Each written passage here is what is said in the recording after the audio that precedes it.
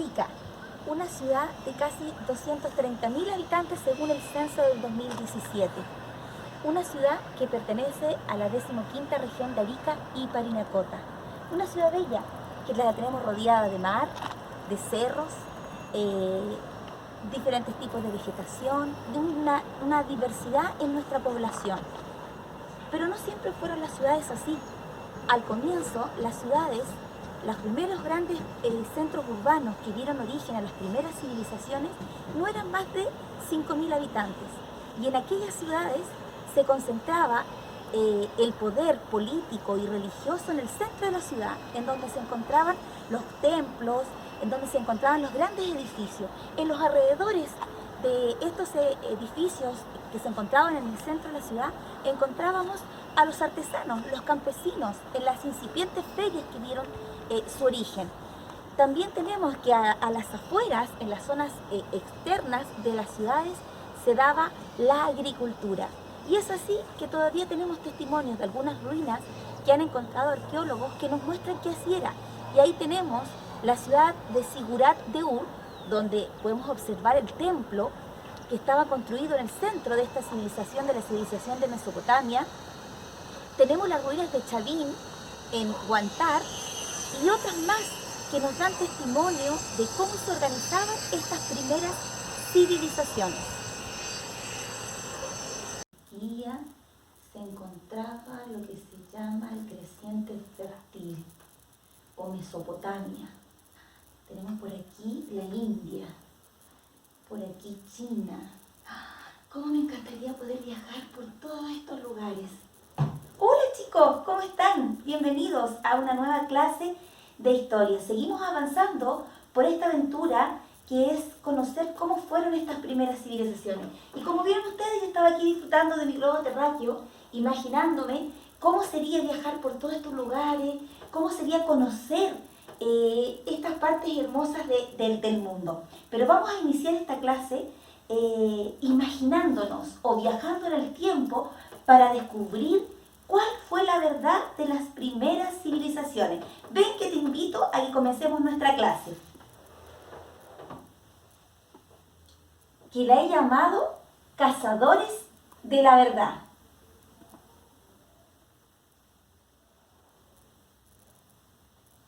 Habíamos dicho que las primeras características de las civilizaciones es que en ellas vivían diversas personas. Se incluían los campos que estaban a sus alrededores, poseían mercados que permitieron desarrollo del comercio de regiones lejanas. A eso se le llama ciudad. Tenemos que en estas primeras ciudades aumentó la población. Si vemos aquí en esta primera diapositiva, tenemos que los primeros habitantes eran poquitos. Recuerden ustedes que en el neolítico éramos solo bandas. A lo más alcanzamos a ser tribus. Pero luego, cuando el ser humano se asienta, comienza la población a aumentar, hasta formar lo que conocemos como las grandes ciudades, ciudades de más de 5.000 personas, que tenían características en común. Las civilizaciones tenían como centro las grandes ciudades, como habría dicho, en una gran cantidad de población, con una diversidad de trabajo. ¿Qué quiere decir eso? Que habían personas que se dedicaban a hacer un tipo de trabajo y otras a realizar otro, como por ejemplo la artesanía, el comercio, unos eran militares, otros eran agricultores, otros se dedicaban a los aspectos religiosos. Las ciudades incluían también todos los campos que estaban alrededor. Gracias al comercio se obtenían recursos que la región no tenía. Claro, porque ellos hacían trueque. Tenían, por ejemplo, si ellos cultivaban un tipo de alimento y necesitaban otro, hacían trueque con otras ciudades. Uno de los patrones que tenían en común estas grandes ciudades que dieron origen a las grandes civilizaciones es que en el centro de la ciudad estaban los edificios políticos y religiosos. O sea, que en el centro de la ciudad era donde vivía el rey y era donde estaban las grandes construcciones de los lugares religiosos, como por ejemplo los edificios donde se realizaban todas las ceremonias sacerdotales, los templos. En la zona contigua, lo que venía alrededor de la zona principal de la ciudad, del centro de la ciudad, estaba el comercio, donde estaban los artesanos, los campesinos, algunos agrícolas que vendían sus excedentes, los alimentos que les habían sobrado, donde se producía el intercambio. Al principio fue el trueque y posterior, ¿no es cierto?, al pasar los años volvió o se transformó en lo que conocemos como el comercio del día de hoy, donde compramos y vendemos. Y afuera, en la parte de la periferia de estas grandes ciudades, estaban los centros de agricultura y ganadería, donde se cultivaba todos los alimentos que la ciudad requería y, ¿no es cierto?, también se producían los animales que también eran consumidos por esta misma ciudad o que eran, ¿no es cierto?, llevados a este comercio para realizar el trueque. Y ahí podemos ver, observar, ¿no es cierto?, aquí tenemos las afueras donde se practicaba la agricultura y dentro de la ciudad, ¿no es cierto?, en este sector continuo a la parte céntrica de la ciudad estaban los artesanos, donde se construían todo lo que era la figura, todo lo que era la artesanía típica de aquella época, todo lo que eran los servicios, todo lo que era la joyería que usaban esas grandes civilizaciones. ¿Quién vivía en el centro de la ciudad? Como lo habíamos dicho, vivía el rey o faraón. Algunas de las civilizaciones, como Mesopotamia, le llamaban rey, y aquí hay la imagen de uno de los grandes reyes de Babilonia, como fue el rey Nabucodonosor, o en Egipto, que fue otra de las grandes civilizaciones de aquella época, donde se le conocía como el faraón. Era un personaje especial, porque en él se concentraba el máximo poder. Era considerado un elegido de Dios. Incluso para los egipcios era el Dios mismo, que era puesto en la tierra para gobernar. Por lo tanto, eran civilizaciones teocráticas. ¿Qué quiere decir teocráticas? Que adjudicaban el poder del rey a quien era enviado de Dios. Dentro de esta ciudad encontramos que vivían diferentes personas. Como dije, vivían los reyes o faraones. También vivían los sacerdotes, que los encontramos en los templos. Los nobles, que vivían alrededor de la ciudad donde vivía del lugar donde estaba habitando el faraón o el rey. Los sacerdotes. Más abajo tenemos a los artesanos, mercaderes, campesinos. Y más abajo, la última rama de todos, que hoy en día ya no existe, no tenemos en nuestra sociedad, pero en esta sociedad sí existían, que eran los esclavos. Personas que no tenían ningún tipo de derecho, absolutamente nada. Por lo general, eran personas que eran tomadas prisioneras después de una guerra, después de un enfrentamiento, o se compraban. Y estos esclavos estaban de por vida obligados a servir a su amo. La vida de esa persona le pertenecía a la persona que lo había comprado o adquirido. Y aquí tenemos algunos vestigios. Hoy día la arqueología ha descubierto, nos ha mostrado algo de lo que ha quedado de estas grandes civilizaciones. Y tenemos aquí, ¿no es cierto?, este Chavín. Tenemos acá en esta zona, esto era un gran templo, ¿ya? Se supone que esta es la parte central de lo que era la ciudad, donde se producían todos los ritos religiosos. Aquí tenemos Sigurat de Ur. Este es un templo donde se realizaban todo lo que tenía que ver con el sacerdocio y alrededor. Esto queda en Irak, Irán hoy en día. Acá está así era como era al principio, y aquí está hoy en día la ruina que se puede visitar.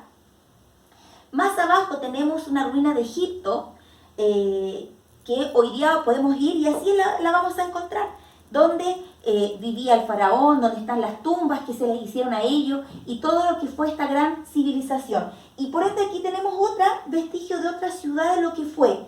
Si vemos aquí en el centro, estaba lo que yo les decía, concentrado donde estaba el faraón y la parte religiosa, y a los alrededores donde vivía la familia, y más afuera todo lo que tiene que ver con la agricultura o ganadería.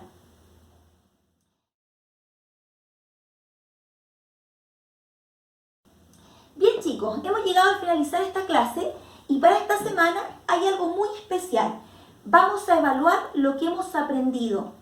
Hemos realizado diferentes trabajos, pero ahora se va a hacer una evaluación general que va a llevar un puntaje bastante considerable. Y en esta evaluación te voy a dar a elegir a ti. Puedes elegir entre realizar un mapa mental o una disertación. Ambas, cualquiera de las dos, el mapa mental o la disertación, se van a realizar de todos estos puntitos que están aquí. O sea, en tu mapa mental y en tu disertación tienes que averiguar características del Paleolítico y del Neolítico, periodo en que se desarrollaron, yo puse ahí fechas, o sea, entre qué periodo se desarrolló el Neolítico y el Paleolítico, modo de vida, cuál era el modo de vida del Paleolítico, cuál era el modo de vida del Neolítico. ¿Qué herramientas se utilizaban en el Paleolítico? En el Neolítico. Tipos de construcción que encontramos en ambos periodos. ¿De qué vivían? Eran cazadores, recolectores, productores. ¿De qué vivía el Neolítico? ¿De qué vivía el Paleolítico? Organización social. ¿Cómo se organizaban? En bandas, tribus, en pequeñas concentraciones de población, en grandes poblaciones.